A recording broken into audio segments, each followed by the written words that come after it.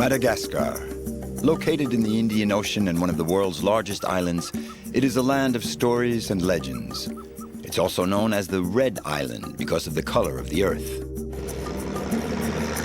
You'll be meeting Elysee, a botany student. She has a fascination for her country's national tree, the Baobab. The arid, hard-to-get-to territory in the south is where she carries out her research. Soloda is a vaso, a group of nomadic coastal inhabitants. His village on a sandy spit of land jutting into the Mozambique Channel is completely isolated. He spent a few years away from his family, but his love of the sea drew him back. Gilles, a Frenchman, has been here for more than 20 years. An ardent nature lover, he has made his home in the foothills of the island's most beautiful mountains and has decided to reforest the valley where he lives. Jean Giono's book, The Man Who Planted Trees, really impressed me. I'd like these people to remember me as the man who planted trees.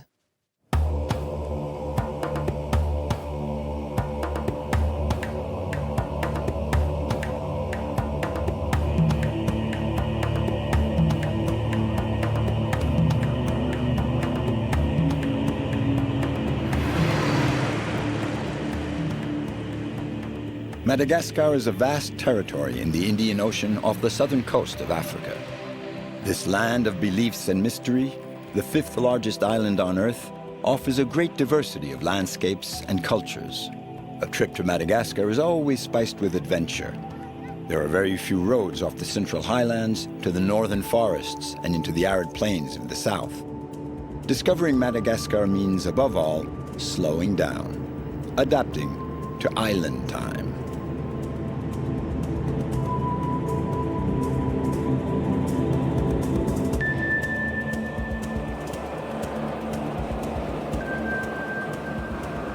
The National Highway 7 is the only route into the south.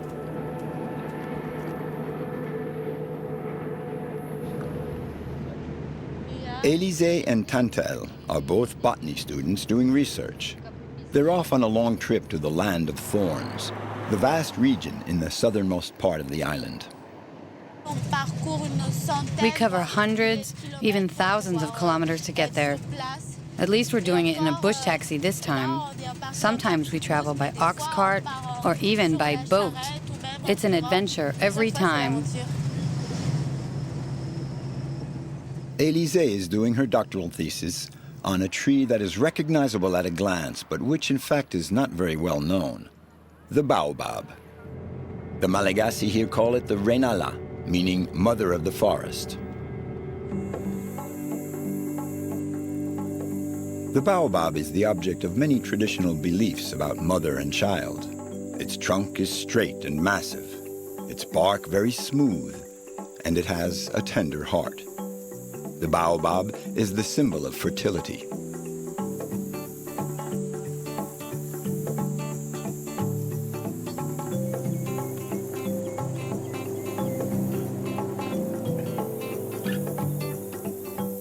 The Baobab really has an odd look, and in fact they often say that it was planted upside down, as if its branches were trying to take root in the sky.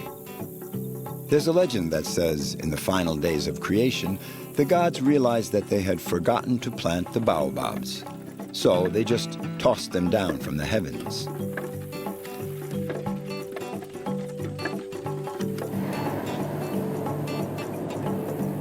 The two young botanists still have hundreds of kilometers to cover.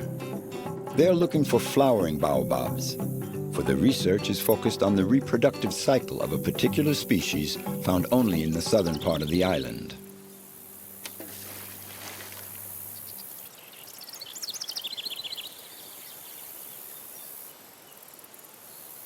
I think that's an interesting thing. This one piece will make 52 layers. Watch on mobile devices or the big screen, all for free. No subscription required.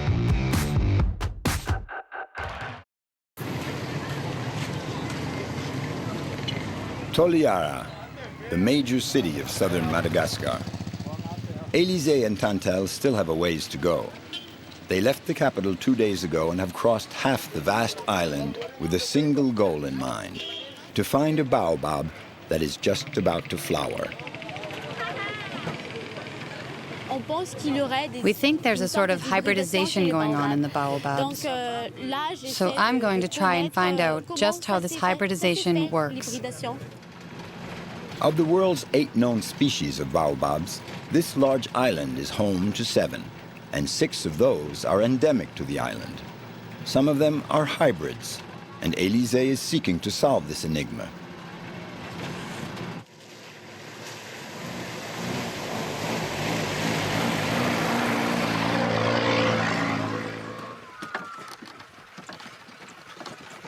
After the bush taxi, they continue their trip south with a zebu cart into the Mahafali Plateau, a poor, arid region.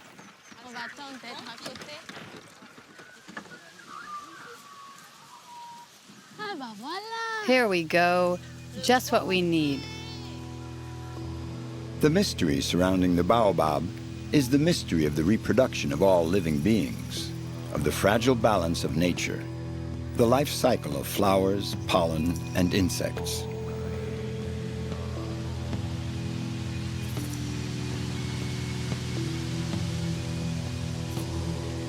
The baobab flower, an ephemeral bloom, resembles a wild orchid. It only blossoms once in the tree's lifetime for a few days, and only during the hot summer nights.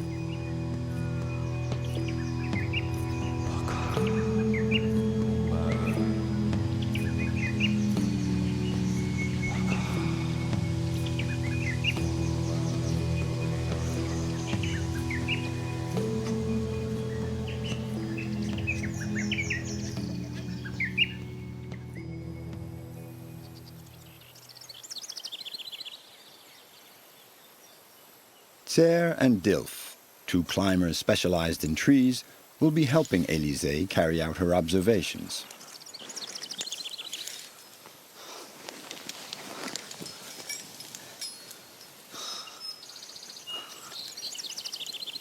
Now it's Elysee's turn to tackle the baobab. She has spotted flower buds that might bloom at nightfall about 15 meters up in the tree.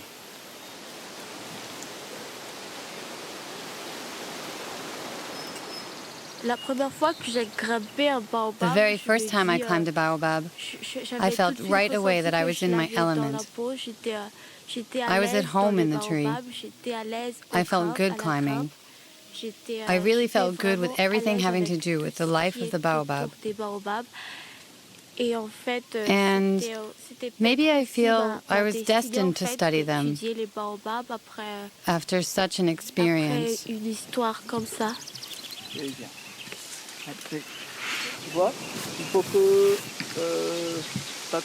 Look, the cord and the knots have to be taut all the time. And as you go up, this is how you feed yourself slack, okay?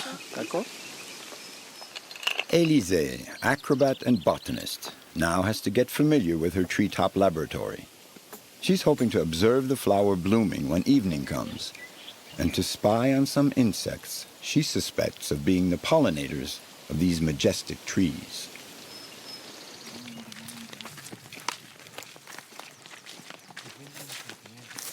This parched land covered by thorny savanna and shadeless forest is the land of the Sakalavs, an ethnic group whose character has been forged by their harsh environment.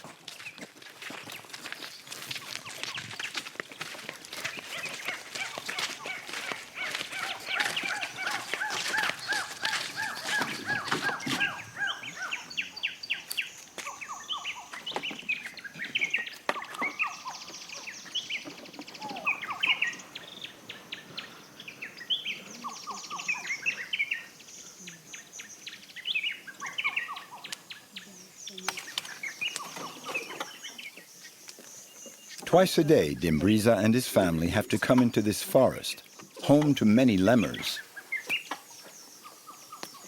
Dimbriza comes to collect nature's gift. This is his only riches, a baobab that he has transformed into a water reservoir, a baobab cistern.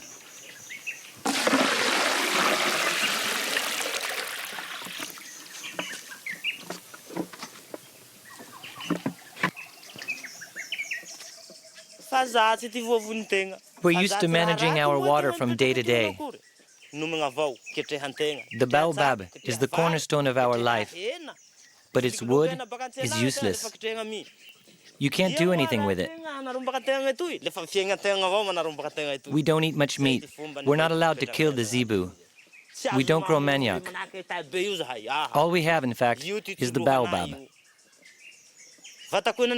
It's my life. It's a mother to me.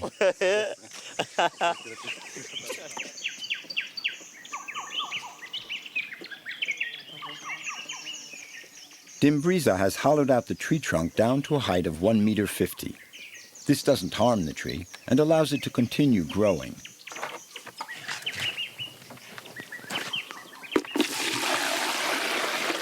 After each rain, Dimbriza's family collects the rainwater from the ground and stores it in the baobab, a necessary reservoir to make it through the severe shortages of the dry season.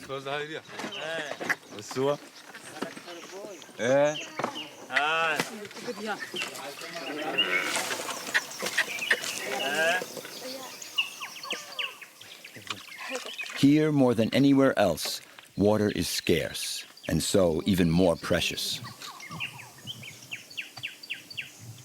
On the Mahafali Plateau, finding water is a constant worry.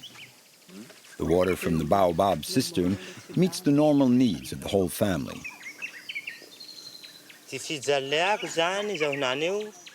This baobab takes the place of the zebu.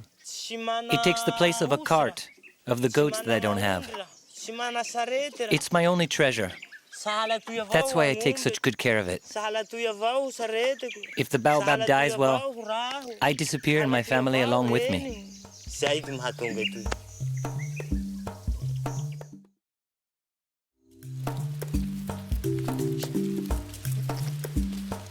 For 3 days now, the little crew of scientists and climbers have been camping in the bush at the foot of the trees. At first, the villagers were surprised by their setup, but now they've become a regular local attraction. One has to admit they are an intriguing sight.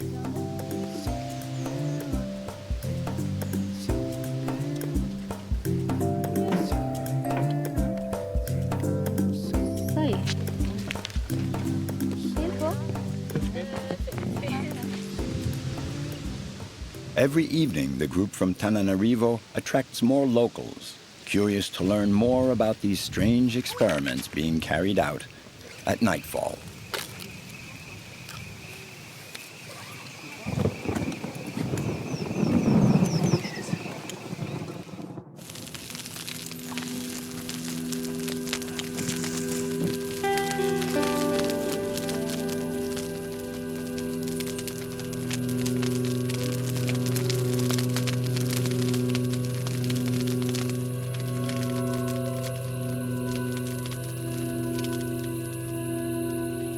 For a long time now, scientists thought that the only pollinators of the baobab were lemurs and bats. Only recently have botanists discovered the vital role played by a certain insect, the sphinx moth.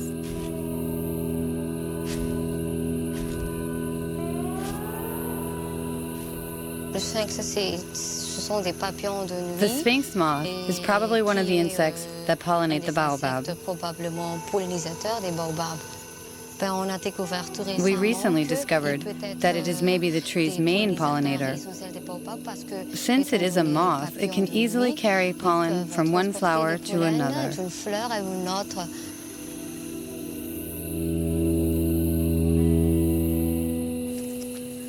Elysee, Dilf, and Tser are getting ready to spend the night suspended between sky and earth. Up in the baobab, everything has been readied to observe the blossoming of the flowers. Now it's up to nature to play her role.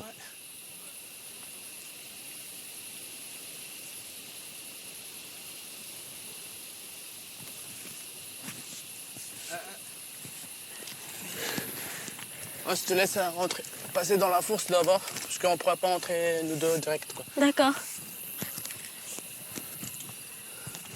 C'est vraiment toute une expérience. It's really a whole expedition just getting to the tree at exactly the right time. But maybe that's exactly why I like this work. This phenomenon is very hard to observe. You have to work at it. And maybe that's what I find important in what I'm doing.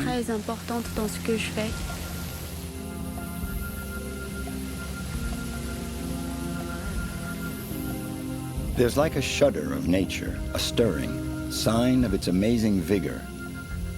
And in a few minutes, the flower transforms and opens to the world. This is a magical and fleeting moment.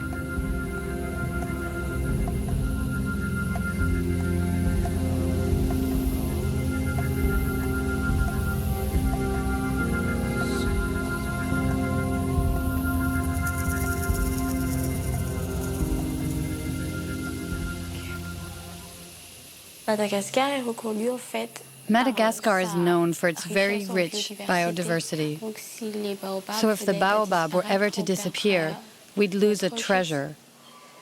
We'd lose our culture as well, and our identity, because the baobab is Madagascar. Elysee's research has just begun. She wants to learn all she can about the baobabs in order to protect them. No one knows how to tell the age of a baobab. These imposing giants of nature must surely be over 1,000 years old. Testimony to the island's rich biodiversity, the baobabs have centuries of Madagascar's ecological history engraved in their flesh.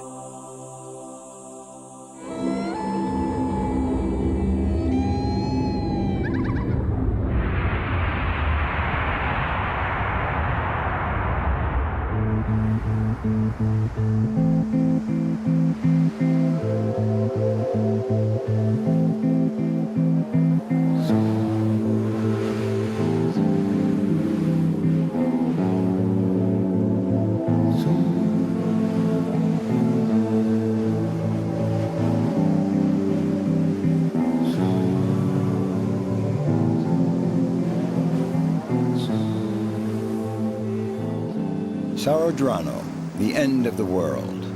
Living here means adapting to extreme isolation. In Malagasy, Tsaranoro has two meanings: difficult waters and land surrounded by water. It is in fact both.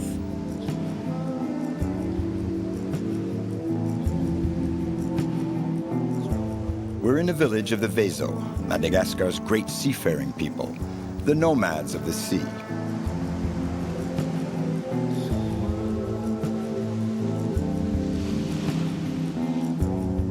The vaso live all along the southwest coast of Madagascar, a region parched by the heat and regularly lashed by cyclones.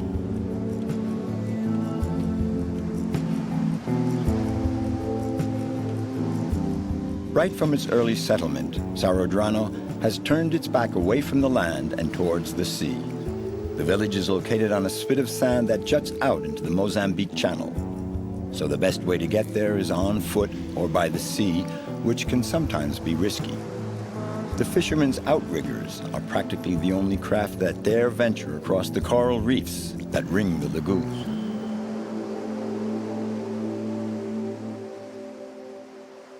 Coming into this village is like landing on an island.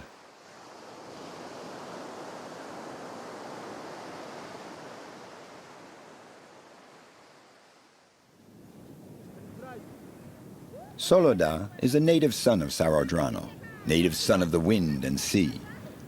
The village has its daily routine. Every morning and evening during the cooler hours of the day, they go to fetch water. Our village is called Tsaranoro because before there was no water here. They had to go buy it in the neighboring villages. And that's what they had to do back in the olden days. Here, we have enough to eat. We raise a few animals, and the water we need is not all that far away.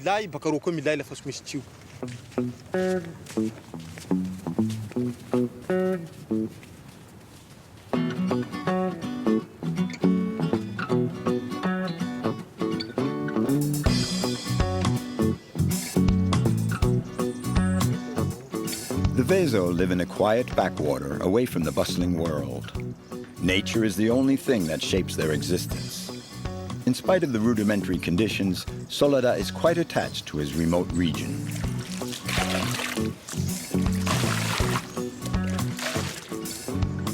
A few years ago, Soloda decided to come back to live where he was born. Before that, he had to leave his village in order to help out his family. He joined the Malagasy army. But the strict military life is a far cry from how these free men live. After years in uniform, he became a merchant, traveling the country to buy and sell rice. Again, not the ideal situation for him. So Soloda came back to Tsaranoro to start a family.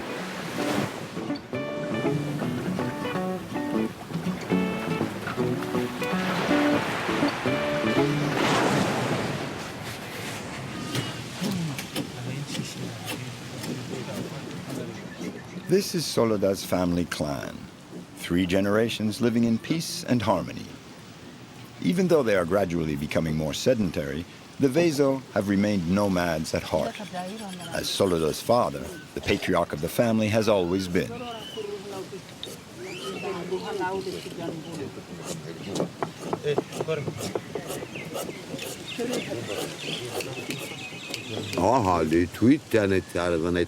It wasn't mere chance that brought us here.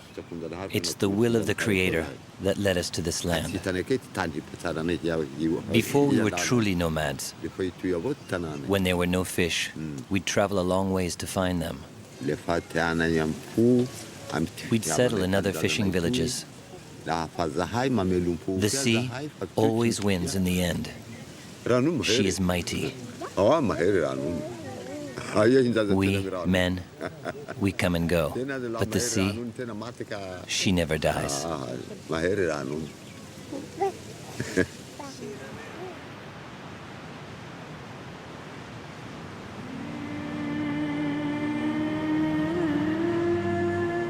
In the vaso tradition, there is a single god of the sea. He is all-powerful over the environment. He protects all those who travel on the water. The cliffs that dominate the village are a sacred site, the final resting place of the souls of the ancestors.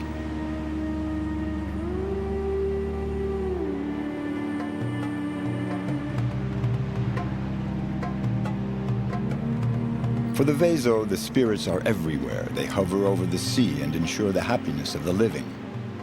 But apart from their beliefs, the only thing that the fishermen have to face the elements is their long experience of the sea.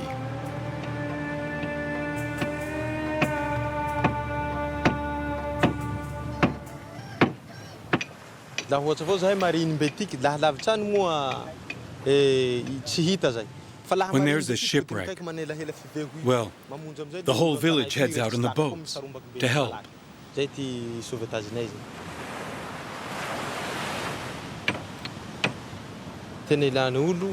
The carpenter is a very important person in the village. The fishermen come from all the neighboring villages to have their boats repaired.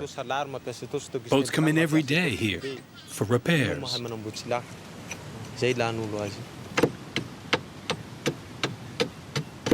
The lakas, the vaso outrigger canoes, are surely identical to those used by their ancestors when they migrated here from Asia.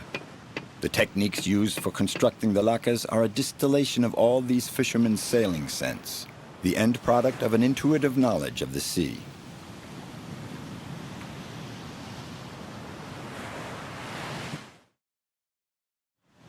The boat is the heart of the vaso people. A vaso without his canoe is simply not a vaso. He's just a vagabond. We use it to travel, to hunt octopus, to earn our living. The canoe is to the vaso what the car is to foreigners.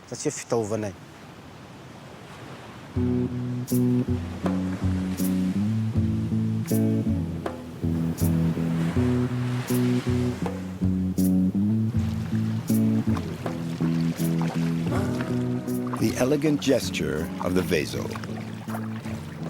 In Malagasy, vaso means simply one who paddles. They claim they are not an ethnic group or tribe. Being vaso is a culture, a state of mind. It's a way of living from day to day, to the rhythm of the tides and the passing seasons. The sea is the only means of subsistence for these mariners of southern Madagascar.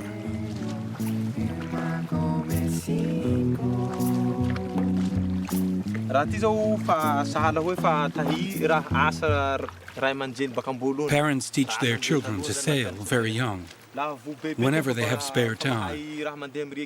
This is the heritage that gets passed on. When children know what they're doing, they're put out to sea alone in the boat. Me too.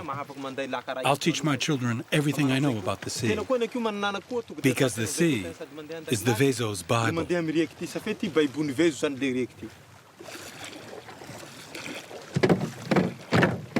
Soloda has been fishing since he was 6. To scare the fish and drive them into the nets, it's always the same age-old technique.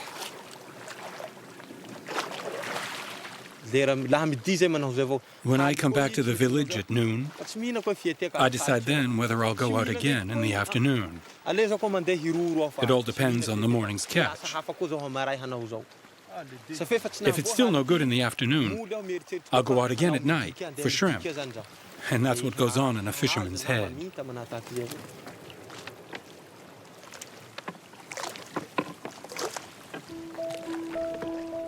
Sailing, fishing, living on the water. In the end, Soloda yielded to the call of his destiny.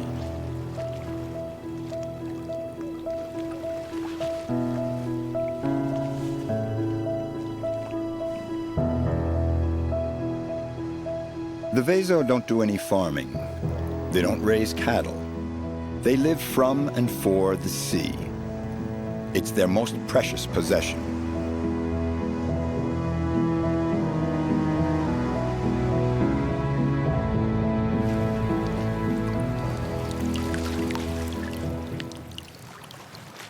They never work the land, but why not farm the sea? With funding from an NGO, Soloda and some other fishermen have set up a seaweed farm. They're hoping to sell their crop abroad to the cosmetics and food industries.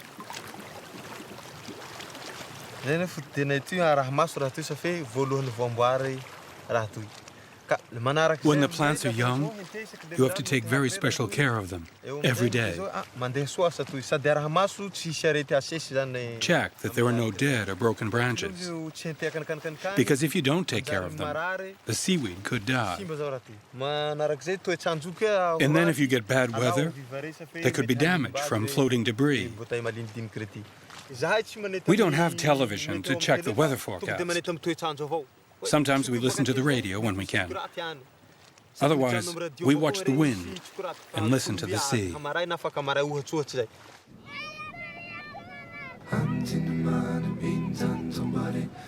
This is the very beginning of an experiment that could mark a turning point in these people's lives. The seaweed shoots aren't mature yet, but if the project is a success, it will ensure them a steady source of income.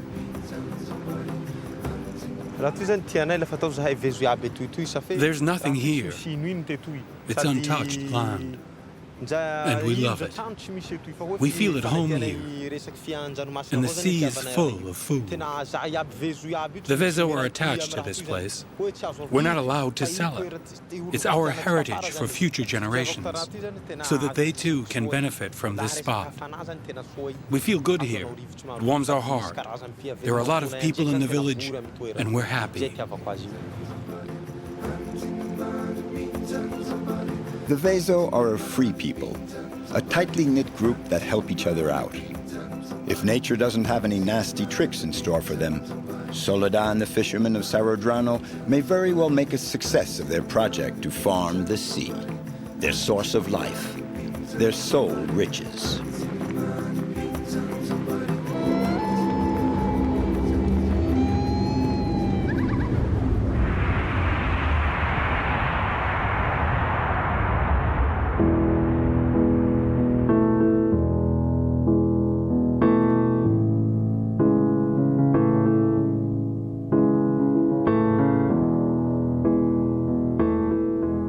highlands in the center of Madagascar is a region where life follows the rhythm of the rice harvests. This plant, originally from Asia, is the staple food and part of the common heritage of all the Malagasy. It's the symbol of life. Rice and rice paddies also have a sacred significance for many Malagasy. At the frontier of the Central Highlands is another region, a mountainous lands inhabited by spirits, a land of peasants marked by the marriage of sky and granite. The Tsaranoro Valley is not all that far from civilization, yet it has long remained cut off, as if the world had forgotten this land where the mountains reach up into the skies.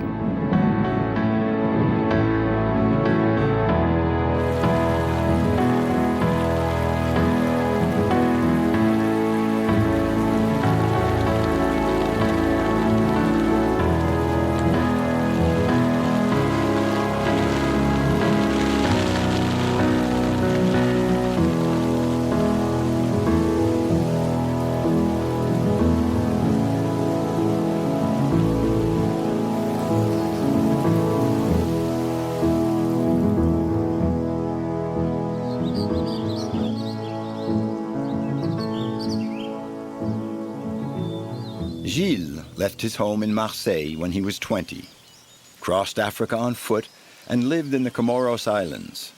Then in the late 1980s, he discovered Madagascar in the Tsaranoro, this quiet valley isolated from the rest of the world.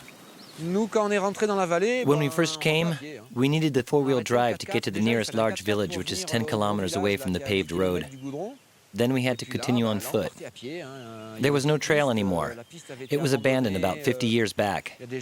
There weren't even any ox carts in the valley. People only got around on foot, and the same went for us. I spent a good part of my life in the mountains. I grew up in Briançon in the high Alps in France, and I love the mountains. I've done a lot of cross-country skiing, climbing, kayak, some deltaplane. When I landed here, it was completely virgin territory. I think any climber would find this a paradise.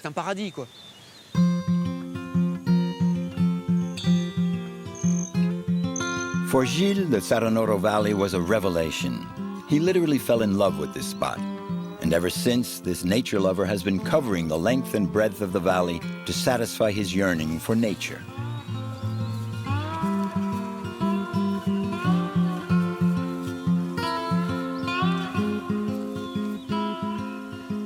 The valley is home to many herds of zebu, the peasants' only riches. But these animals are often the booty of human predators, the dahals, zebu thieves who strike at night. 800,000 head of cattle are stolen every year. It's a serious problem for Malagasy cattle herders. Originally, it stems from a tradition. If you were a man and you wanted a wife, you had to steal a zebu at least once in your life. Now it's gotten out of hand. I don't know if it's a mafia, but there's a feeling of insecurity in the rural area. It's emptying the countryside. It's become depopulated because of this fear of rural banditry. It has nothing to do with tradition anymore.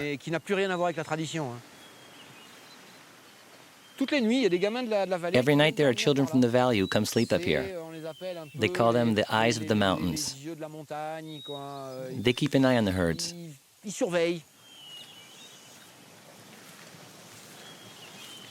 Following in Gilles' footsteps, we discover the valley, its history, and its scars. Wow, il se creuse celui-là. This is a lavac, an open gash caused by erosion. Mountain runoff that has been channeled to irrigate the rice paddies in the valleys gouges deep ravines in the earth. These gaping wounds scarring these bald hills are the grim consequence of deforestation.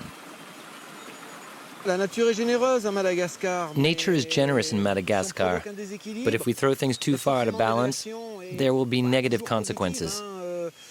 Nature has her own defense mechanisms, but this is too much for her to handle. There's digging, erosion, and it's hard to undo. Phenomena like this are hard to control.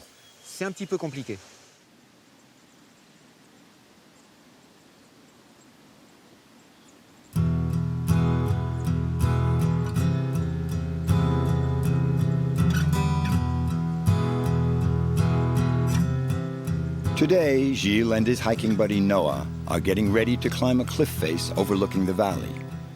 The highest cliff here is 800 meters, and it's a notorious challenge to extreme rock climbers. This imposing granite wall is still unconquered. Not even the world's best climbers have managed to climb it in one go.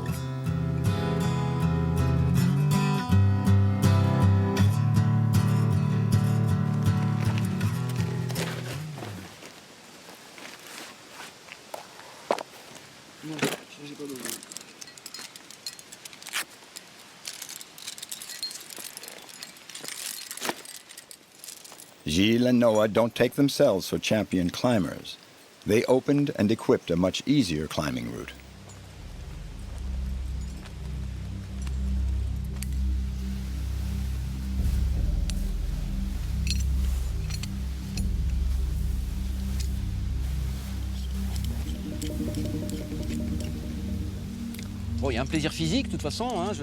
There's the physical pleasure. Climbing can be very physical. There's the pleasure of the gymnastics and the movements on the rock. Then there's the idea of pushing yourself. The little athletic challenge. Can I do it? Yes, I can. No, I can't.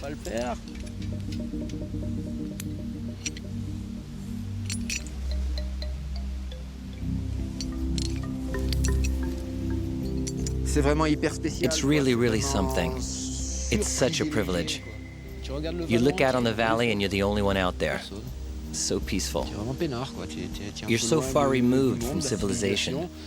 You won't see a single telephone pole, a single road. Maybe 2 or 3 cattle herders, but you're really alone in the mountains. You can come and go as you please, and there's absolutely no one you have to answer to.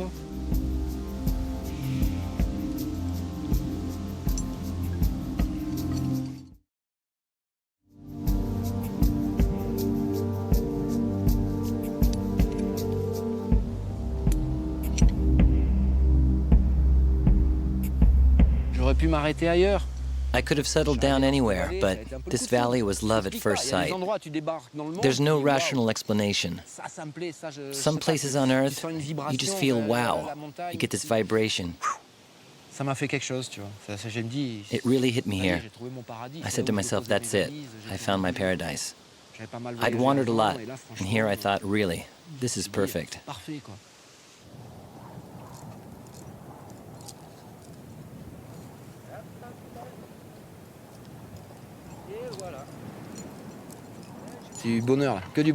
This is pure bliss. When you look around 360 degrees, it's really breathtaking. You have all the mountains from the Andringitra to the Bobby Peak, which is the country's second highest summit. There's the Tsaranoro behind us, an incredible sheer cliff 800 meters high. It's really a spectacular landscape. One of a kind.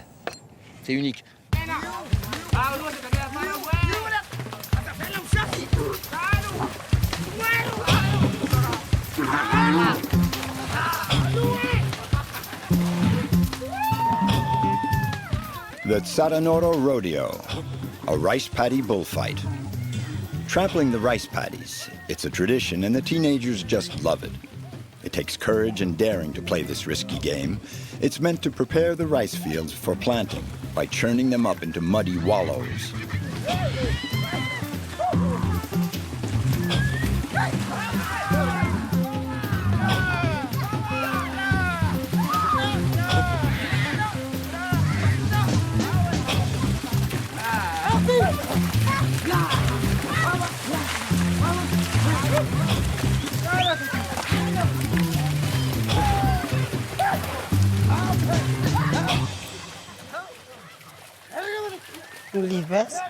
You can never tell when an accident might happen.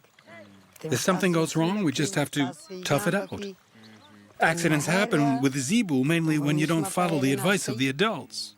They tell us to watch out and to always be alert. This valley used to be nearly all covered with forest. Slash and burn farming has had devastating results throughout the vast island. But out in the countryside, there's no other solution but to burn off the brush to regenerate the soil.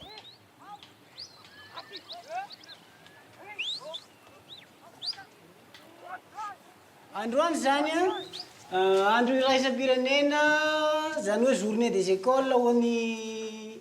Today is Madagascar's National School Day, a special day for school children. The pupils of Emile, the valley's school teacher, are going to plant trees today. It's not merely a symbolic act. It's a concrete gesture in favor of the environment.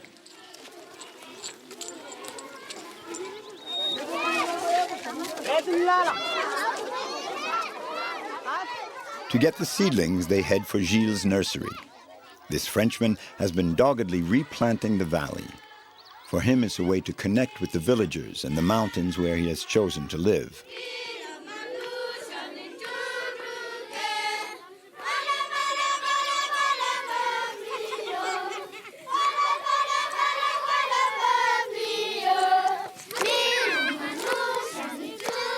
Gilles' nursery is open to all the local inhabitants. Every year, Gilles plants over 100,000 seedlings.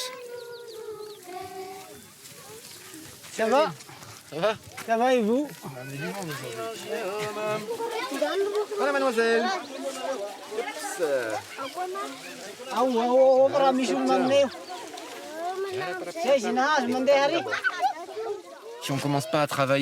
We simply work with the kids. The adults won't change. It's too late.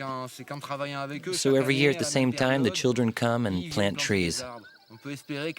When they're grown up, when the rains come, they'll continue to plant on their plots of land and little by little get the forest back into shape.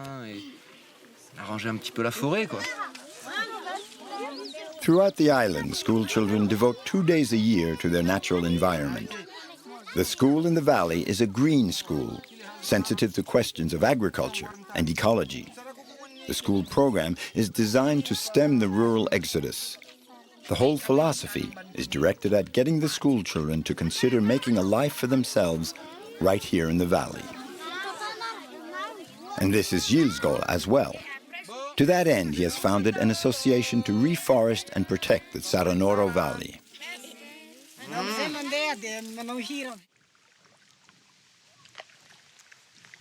A forest doesn't sprout up overnight. Gilles has set up a nursery of eucalyptus, a rapid-growth tree that will meet the villagers' needs in wood. Year by year, Gilles' work is bearing fruit. This is the new forest of Volumaka, the little village back there. The villagers did that. We planted 3,000 trees on a few acres of land. These saplings were planted 12, 13 months ago. And now in a few years, the villagers will be able to use the wood. Like that older stand of trees we planted 12 years ago. If we hope to reforest the mountains, the people have to be able to meet their needs in wood. We can't demand that they stop cutting wood just because cutting wood is bad. We must replace the wood they're not allowed to cut.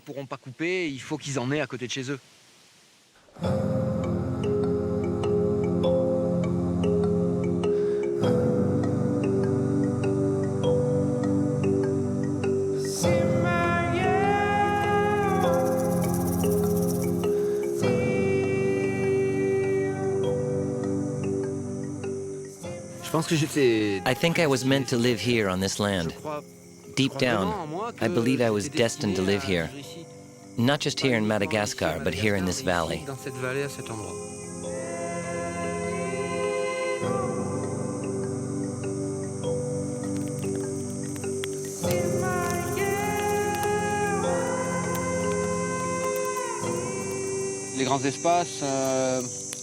These wide open spaces, this virgin wilderness, have a certain grandeur. Here you sometimes find yourself very, very far from the modern world. That's what wide open spaces mean to me. Not just some kind of a well-manicured park. Just the opposite, a vast territory, terribly empty. When you come right down to it, the population is very sparse on this land. I mean on the island of Madagascar. You realize that you can live with very little here. And you meet people who, whatever may happen to them, they're always ready to laugh from morning to night. They have nothing, a clump of straw, a little machete, but they're happy.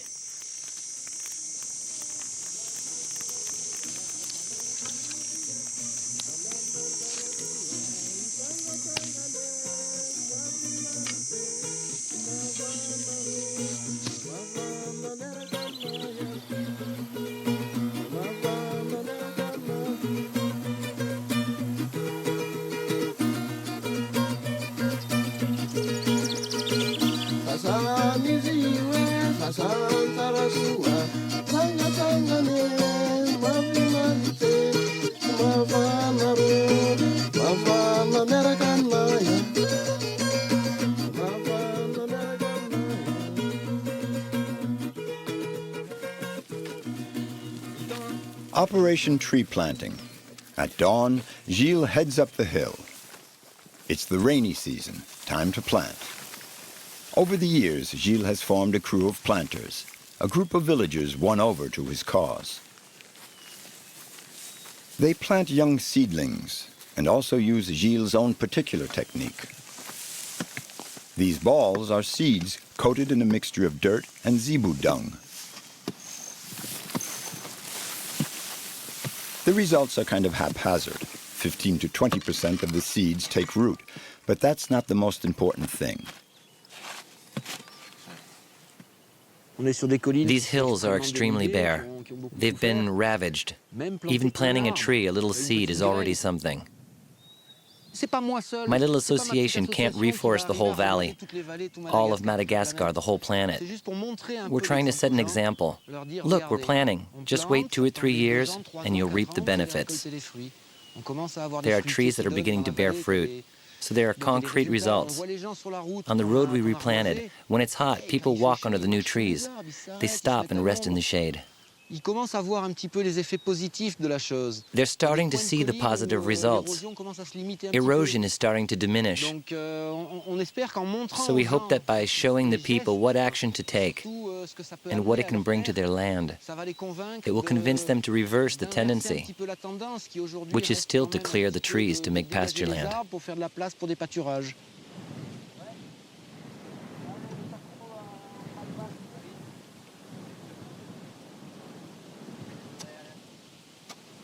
C'est un endroit un peu particulier. This is a kind of special place, Candelosa. It used to be a royal palace, and there's a funny story about it. The king was cruel with his subjects, so the subjects reacted towards him like one does with an abusive king. Well, they didn't decapitate him because it's taboo to draw royal blood here in Madagascar. They suffocated him. They suffocated him with bananas.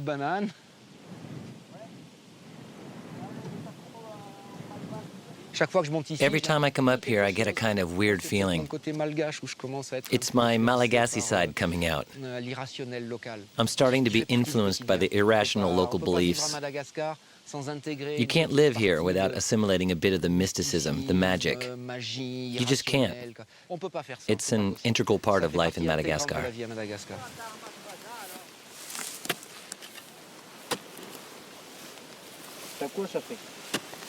Ah, c'est des bons trous.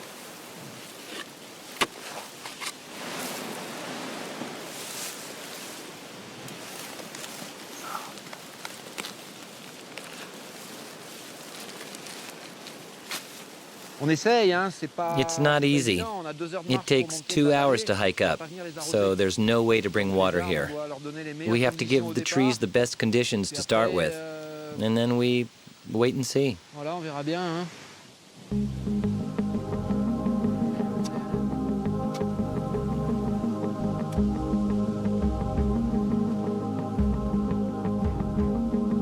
In a few decades, the children of Tsaranoro will be able to look out on their valley that's green year-round, and, as Gilles hopes, covered with forest.